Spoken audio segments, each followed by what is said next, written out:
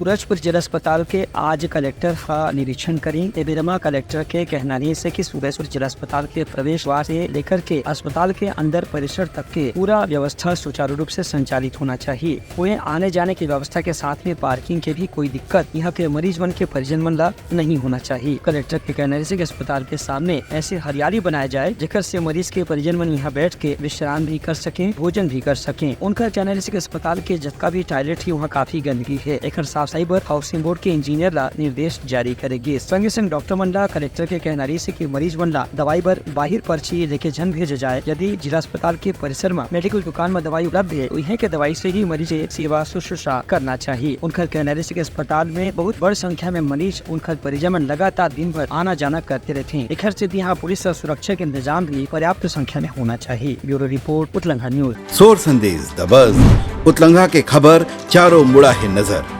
छत्तीसगढ़ी और अंग्रेजी भाषा में खबर पर रहो बेसबर।